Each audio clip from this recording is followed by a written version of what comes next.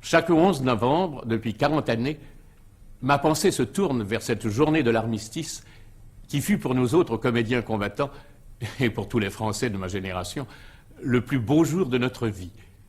Et je ne suis pas très sûr que, comme moi, la plupart des comédiens rescapés de 14-18 n'aient pas bien du mal à jouer la comédie ce jour-là et à s'évader de leurs souvenirs.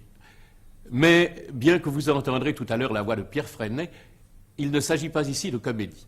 En effet, dans cette émission, réalisée par Stelvio Lorenzi, André Castelot et Alain Decaux vont nous entraîner à leur suite dans un véritable reportage à travers le passé. L'armistice de 1918 et les journées lourdes d'histoire qui l'ont précédé vont être évoqués devant vous par des témoins survivants et aussi par des participants. Et je pense ici à l'émouvante présence de monsieur le général Weygand. Ainsi, ce passé si proche et si lointain va revivre devant vous et vous verrez que la télévision sert véritablement l'histoire.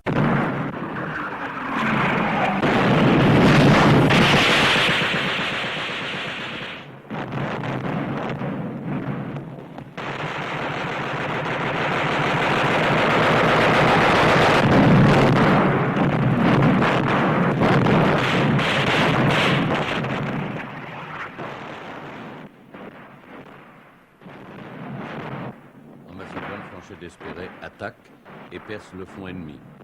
Le 29 septembre, il force la Bulgarie à déposer les armes. L'Allemagne est cernée de toutes parts, la route de Vienne est ouverte et l'Autriche-Hongrie demande une paix séparée. La débâcle allemande commence.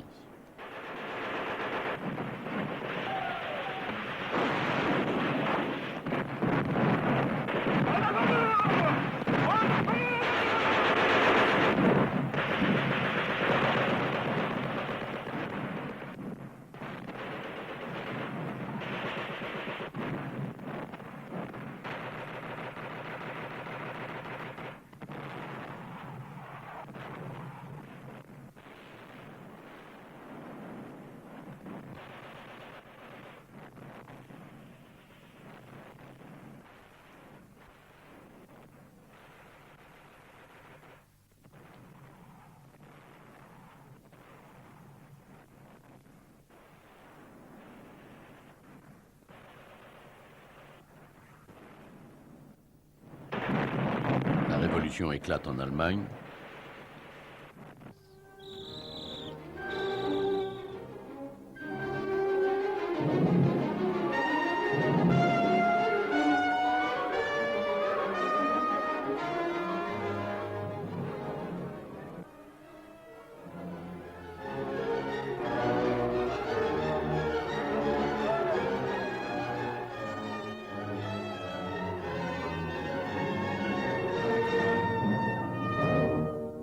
La République est proclamée, le Kaiser est en fuite.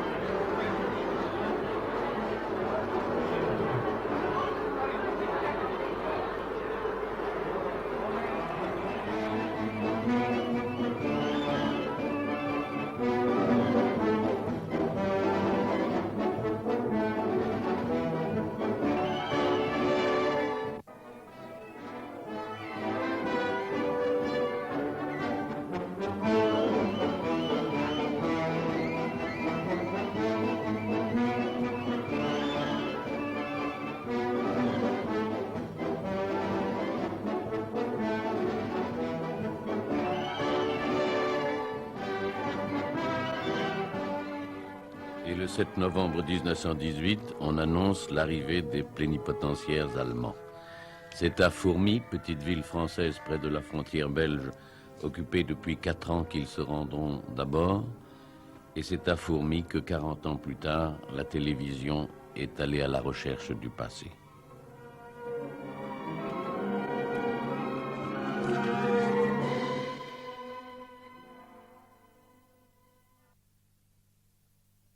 Madame Keller, où étiez-vous pendant la guerre de 1914? J'étais à Fourmies, monsieur, pendant les 4 années d'occupation par les Allemands.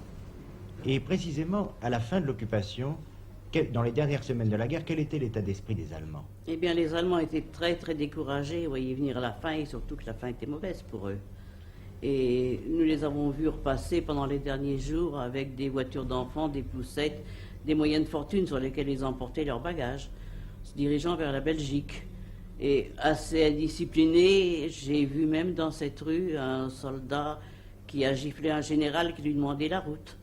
Il était dans sa voiture et il est reparti, il n'est pas descendu du tout. Le général est reparti immédiatement. Les soldats étaient très mal nourris. Nous les avons vus dans les derniers jours. Un soldat qui est venu ici, qui apportait une gamelle avec simplement de l'herbe de pâturage, cuite, et un ressort à la main. C'est ce qu'ils avaient pour une journée. Nous-mêmes, civils, nous n'étions pas beaucoup mieux servis. Nous avions des betteraves de fourrage. Et dans vos maisons, est-ce qu'ils ont respecté les objets mobiliers? Bon, mon Dieu, pas tellement, non. Il m'est arrivé de retrouver, après le départ d'un officier, les draps du lit coupés. Il en restait 60 centimètres. Il restait le revers du drap sur la couverture. Et le drap entier avait disparu. Et le 7 novembre au matin, où étiez-vous, Madame Keller? Eh bien, ici, j'étais ici même dans la chambre de mes parents, n'est-ce pas? Et j'ai regardé par la fenêtre dans la maison d'en face où j'habitais moi-même, n'est-ce pas? Et de cette maison, j'ai vu une auto qui se préparait à partir. Et il est descendu 4 officiers qui ont pris place dans la voiture et 2 soldats. Et ils avaient avec eux un grand drapeau blanc, un drap qui était enroulé sur un bambou, une grande barre de bambou qui me servait à enrouler un tapis en temps ordinaire. Et ce drap, ils l'ont placé entre eux en longueur sur la voiture découverte. N'est-ce pas? Ils sont donc partis tous vers 10 h le matin. Et ils sont rentrés à midi. Nous n'avons pas su exactement ce qui se passait. Une ordonnance était venue dire le matin, Madame Guerre, fini. Et, mon Dieu, on croyait, parce qu'on voyait l'état d'esprit de tout le monde. Ils sont repartis, alors la voiture est repartie à midi, vers 3 h plutôt. Ils sont partis vers 3 h et ils sont revenus à 5 h. Et ils étaient toujours dans leur voiture et ils sont partis vers 6 h 30 le soir. Et là, on les a plus revus. Et ce drap, Madame Keller? Eh bien, monsieur, ce drap est certainement un drap de la maison, étant donné que dans le lit qu'occupait l'officier, le lendemain matin, il n'y avait plus qu'un drap. Alors, je pense que c'est le deuxième qui avait servi à faire le drapeau blanc de l'armistice. Donc, la voiture des plénipotentiaires a quitté Fourmi dans la journée du 7 en direction du petit bourg d'Audroy. Monsieur Julien Lefebvre, quel âge aviez-vous en 1918, monsieur Lefebvre? Exactement 10 ans et 3 mois. Et où étiez-vous pendant la guerre de 14-18? Dans cette ferme-ci où nous sommes nés. Et cette ferme était occupée? Et tout a été occupé pendant 4 ans par les Allemands. Quel était l'état d'esprit des Allemands pendant les dernières semaines? Oh, les dernières semaines, déplorables. Hein. Nous avons vu l'armée allemande disciplinée. Nous avons vu, passez-moi l'expression, mais enfin, les deuxième classe recevoir des coups de pied où je pense, quoi. Hein. Et là, en mois de novembre, c'était presque le contraire, parce que nous avons vu ici un officier qui logeait, et il a cette barrière, des soldats allemands qui lui ont craché dans la figure. Est-ce que vous avez vu des soldats également qui se repliaient? Oh, c'était d'une façon, c'était inondé. Vous savez, ils descendaient ici à 3 régiments de front, quoi. Il y en avait même qui passaient dans la pâture. Les fossés, là, ça n'existait plus, c'était plein de boue, quoi. C'était la débandade, en somme. Oh là là, enfin, débandade, nous, on ne savait pas si c'était la débandade, mais enfin, je veux dire, on voyait qu'ils avaient un mauvais moral, quoi. Mais est-ce que le 7 novembre, est-ce qu'ils étaient encore là? Ah oui, ils étaient encore là. Ils étaient encore là. Ils tiraillaient, là, comme ça, à droite et à gauche, quoi. D'ailleurs, nous avons vu, là, ici, dans la pâture de l'autre côté, là, 2 soldats allemands se faire tuer. Nous avons su après qu'ils avaient été tués par des Allemands, quoi, par un 77 trop court, certainement, quoi. Dans l'après-midi du 7? Dans l'après-midi du 7, oui. Et vers la soirée, où étiez-vous, monsieur Lefebvre?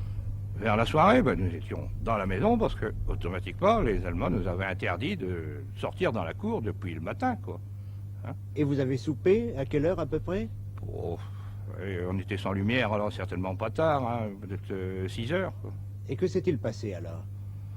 On était là comme des gosses, et puis il y avait des réfugiés dans la cave, des réfugiés de Chauny qui avaient beaucoup plus peur que nous, parce qu'eux savaient ce que c'était que la guerre. Hein. Alors ils nous disaient toujours qu'il fallait descendre dans la cave, mais nous on faisait le récalcitrant. Hein. Alors à un moment, on a entendu un clairon qui montait cette côte-là, Alors tout le monde est avancé, mais à la fenêtre, là, il y avait un matelas, et c'est notre père qui a regardé au coin et qui nous a appelés en disant « Venez voir, là, un drapeau blanc ». Et en fait, nous sommes arrivés tous et nous avons vu un drapeau blanc, derrière une voiture, et sur le marchepied gauche de la voiture, un clairon ou un trompette qui sonnait, quoi. Il y avait plusieurs voitures, Ah, il y en avait d'autres derrière, oui.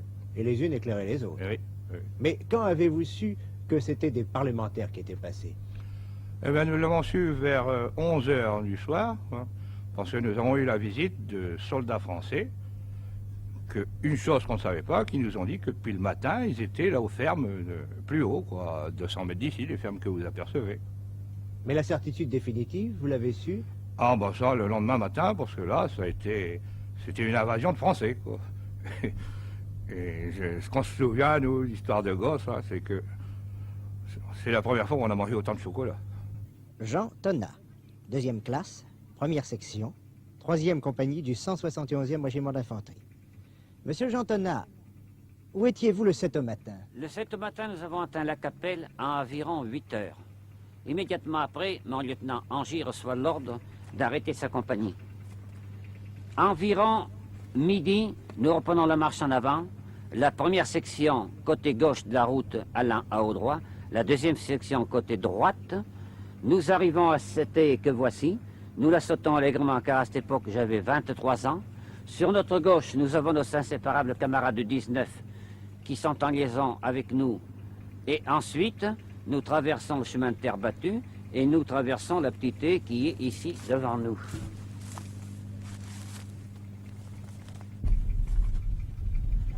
En face de nous, une vingtaine d'Allemands déséquipés nous regardent et aussitôt, le sergent Nadeau nous commande « Feu !» Il y a des morts et des blessés, nous nous approchons. Là-bas, la haie qui est là-bas. Alors nous faisons prisonniers les valides. Le sergent Nadeau me donne l'ordre de prendre l'officier allemand. Je lui saisis sa carte que voici et je m'en vais avec l'officier et la ramène là-bas. Je creuse mon trou ici. Environ 8 h, nous apercevons des lumières blanches venant de haut droit. La première a un grand drapeau blanc, les voitures se suivent à intervalles, des grosses lumières apparaissent avec l'avancement des voitures, et alors nous entendons presque au même moment un trompette allemand que j'ai su par la suite qui s'appelait Zodrowski, qui sonne un air de cavalerie,